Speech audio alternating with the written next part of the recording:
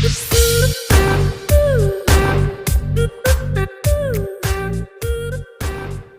day mga kaibigan. Walk around review natin ang Toyota Hilux Conquest 4x2 Automatic 2024 model. Tingnan natin kung anong upgrade or update sa variant na to. At gawa natin ng simpleng comparison sa 4x4 automatic variant. Maraming salamat muli sa Toyota Tuguegarao City for allowing us na i-feature itong unit nila. At lalong-lalo na kay Ma'am Margot Shane Danlag, very accommodating marketing professional. Nandyan po yung contact number niya. Kontakin niyo po siya at visit niyo lang po ang Toyota Tuguegarao. Marami silang unit at magaganda ang mga offers nila rito. At shoutout pala kay Sir Jones Mendoza. Ito na po yung request mong review, sir. Ang review ng 2024 Toyota Conquest 4x2 Automatic. Ang lahat ng babanggitin natin dito sa video ay base lamang sa ating kaalaman at mga idea. Okay, start na natin ang review. Ang kanyang headlight is pareho pa rin dun sa 2023 model by beam LED. Integrated ang turn signal at park light. Laminated pa rin yung Toyota logo niya for the radar at naka 360 degree camera pa rin. Parehong pareho, pati yung side fenders niya ay walang upgrade. Pati yung design ng housing ng fog light is the same. Yan po ang difference nila sa 2024 4x4 variant. Yung side fender niya is nakalabas sa 4x4 at yung sa 4x2 Conquest is pareho sa 2023 model. Sa 4x4 ay pinalapad ng wheelbase kaya nakalabas na yung gulong at sa 4x2 ay yung dating size ng wheelbase. Sa gulong nila ay walang upgrade, parehong pareho. 18-inch mugs, same design at wrap in Brixton Dweller 265/60 R18.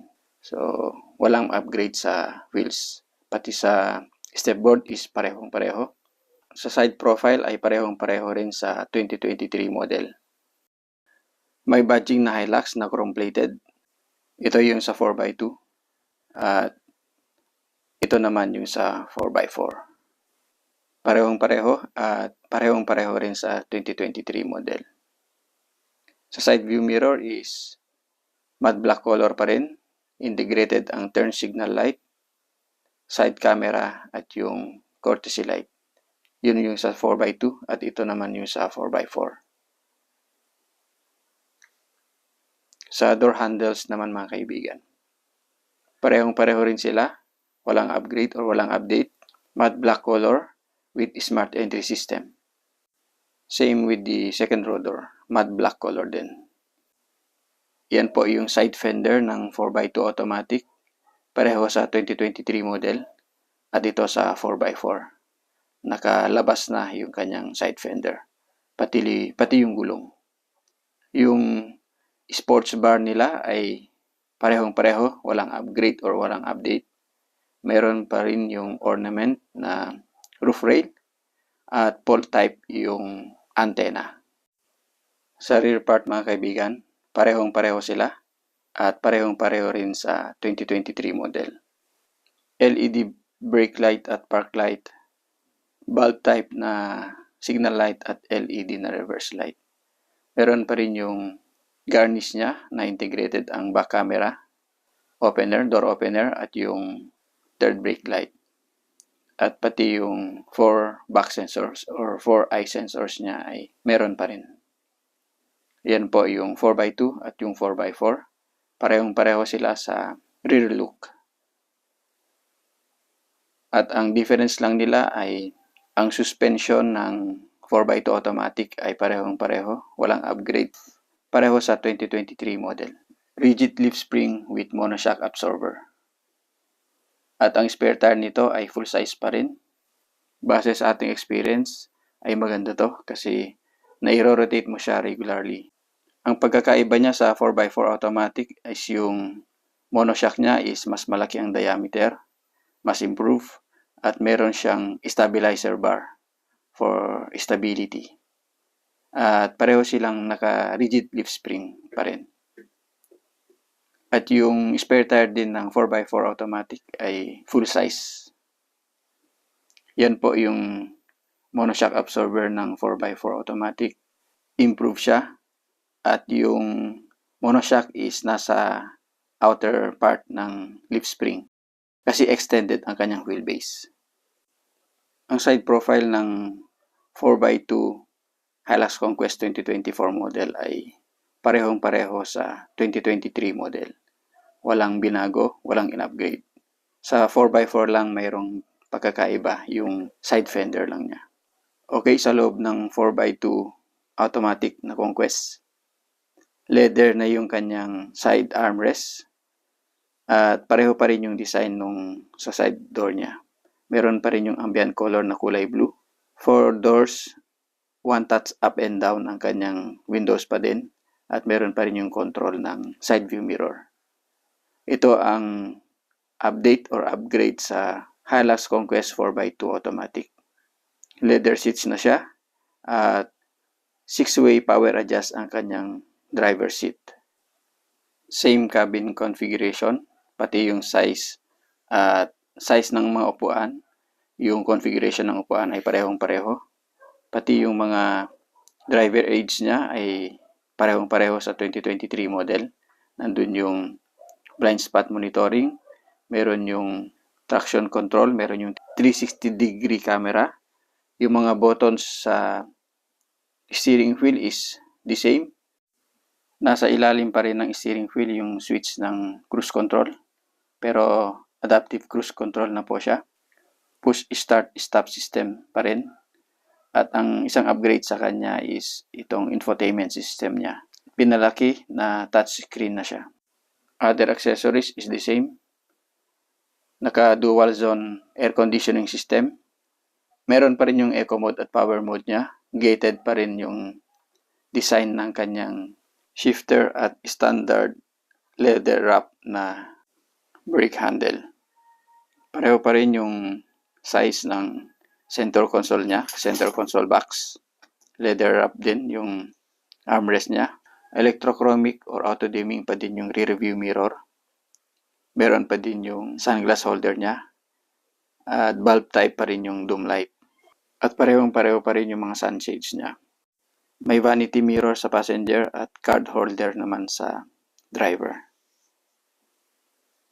Tingnan naman natin sa second row. Leather armrest. Pareho rin yung design sa side moldings. Meron pa rin yung ambient light. One touch up and down yung window niya. At meron pa rin yung grab handle. Leather na rin yung kanyang upuan sa likod. Meron na rin siyang rear air vent na retain yung hook at yung seat back pocket niya. 60-40 split ang upuan niya sa likod na bench type. At meron pa rin yung armrest with cup holder.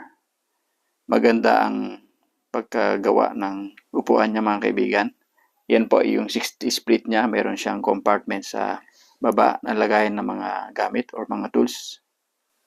So, almost the same ang interior cabin ng Hilux Conquest 4x2 automatic. Ang upgrade lang niya is yung leather seat, power adjust ang kanyang driver seat at yung infotainment system na meron na rin siyang wireless Apple CarPlay at Android Auto. Hindi siya nilagyan ng wireless charger kasi malamang sa next upgrade na naman or price increase ng Hilux Conquest yun. Sa cargo bed naman mga kaibigan, assisted pa rin yung tailgate niya. Parehong design ng bed liners. Meron pa rin yung 4 na tie down hooks. At meron din yung light niya sa cargo bed. Okay. The same sa 2023 model. At ganoon din sa 4x2 at 4x4 na 2024 model. Parehong-pareho. Sa gulong ay parehong-pareho sa 2023 model. Pareho rin ang 4x4 at 4x2 na 2024 model. Parehong design ng mags at wrap in 265 60 R18. Sa suspension naman mga kaibigan, yun ang difference nila. Yung sa 4x4 ay meron siyang parang lifted siya. Yun po.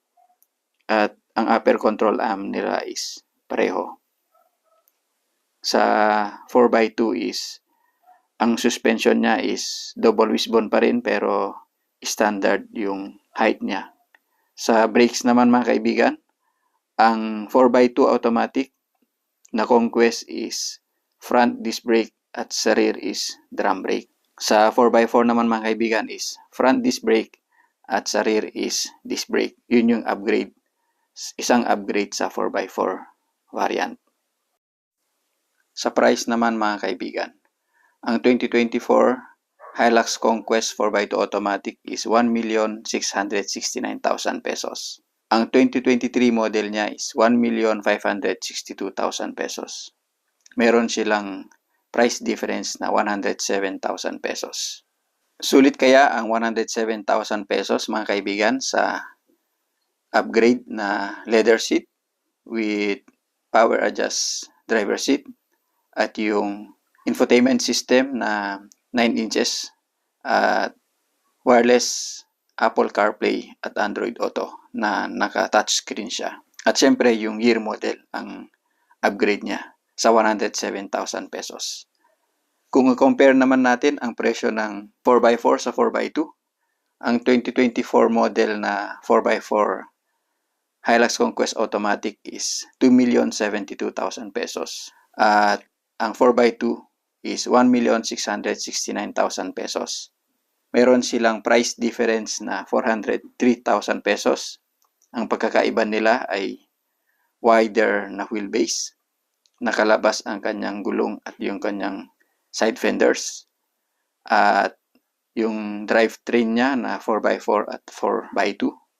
Mas malaki at mas malakas na makina kasi 2.8 liter sa 4x4 at 2.4 liter sa 4x2. Parehong diesel engine.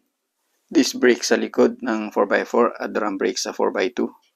Yung suspension nila at yung hill descent and ascent control ng 4x4. Okay, that's all dito sa simpleng review natin sa 2024 Hilux Conquest 4x2 automatic.